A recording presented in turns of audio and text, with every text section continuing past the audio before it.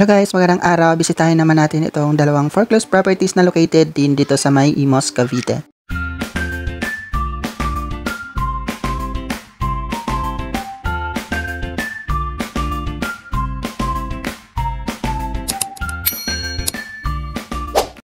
Ang susunod na dalawang properties na ating pupuntahan ay located dito sa may The Legion 2, Imus, Cavite.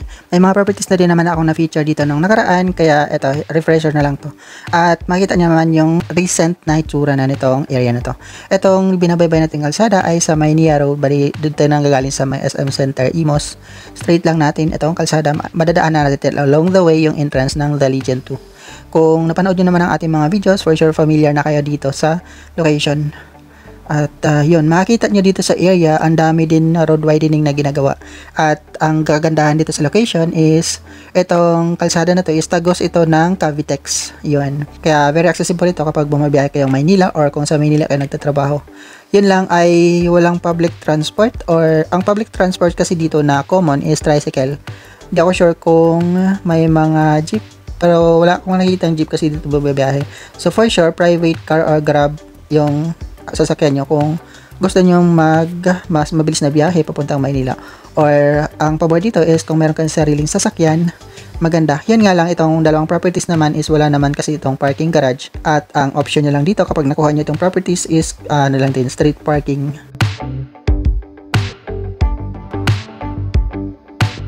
Maraming salamat po sa mga patuloy pa rin na nakasubaybay sa ating mga videos, at sa mga bago pa lang sa aming channel, kung nagustuhan nyo yung mga ganitong content, click nyo lang po ang subscribe button at ang notification bell para updated ko kapag meron tayong mga bagong upload.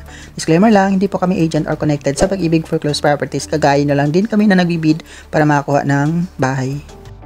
Reminder lang po na wala pong official agent sa mga foreclosed properties na Pag-ibig. Kung meron man kayo nakitang mga agent na nag-offer ng assistance, ingat na lang po kayo kasi meron po mga agent na nagkukunwari lang, at yung mga ibang agent naman na legit ay nanghingi din po sila ng assistance fee for convenience. Kaya nasa inyo na lang kung gusto nyo magpatulong, magpabid sa kanila.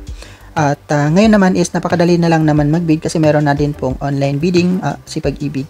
Ang gagawin nyo lang is mag-sign up lang kayo doon or mag-register lang kayo sa website.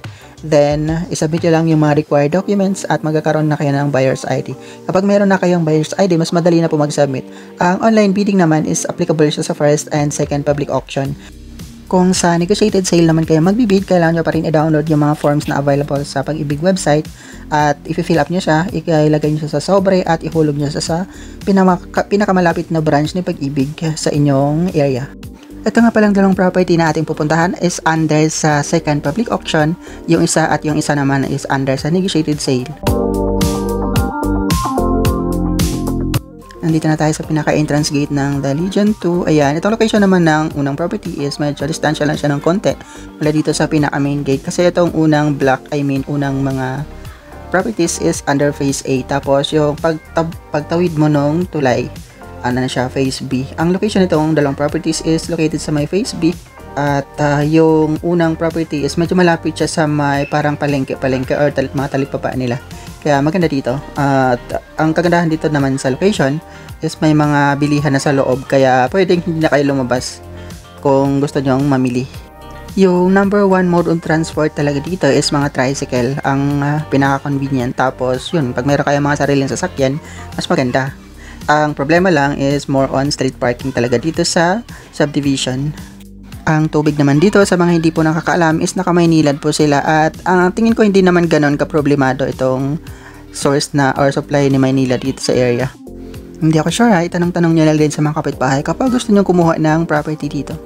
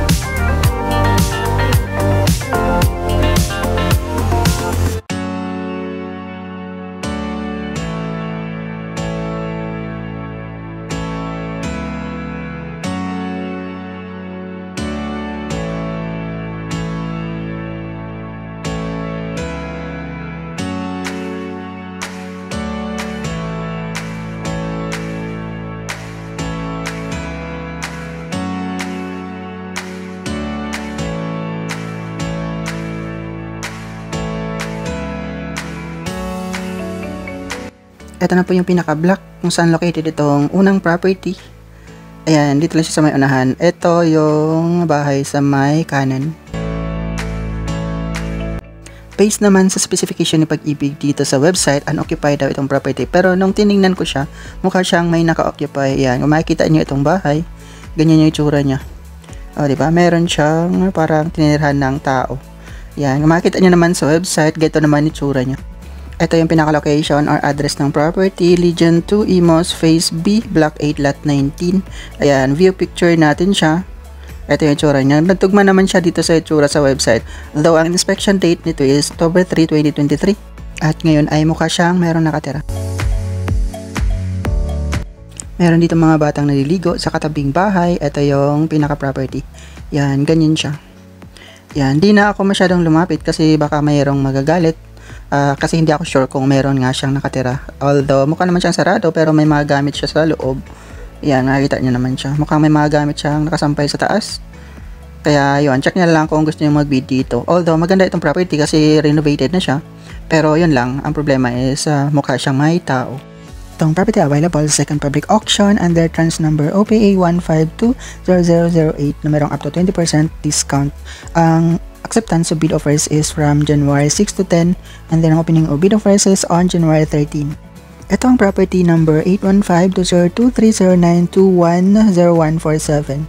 Ang property location is at Block 8, Lot 19, The Legion, Imos 2, Phase B, Barangay Calsadang Baguan, Imos, Cavite. Ito ay isang townhouse na may lot area na 36 square meter and then floor area of 42 square meter. Ang minimum bid price sa Pag-ibig is 849,150 and then ang gross monthly income na required based sa minimum bid price is 14,938.18 at ito ay isang unoccupied property. Punta naman tayo dito sa pangalawang property. Itong pangalawang property naman is hindi naman siya talaga occupied. Sabi naman ng kapitbahay din na natanungan ko. Yun nga lang is wala namang improvement itong pangalawang bahay at under po ito sa negotiated sale. Ayan, check natin.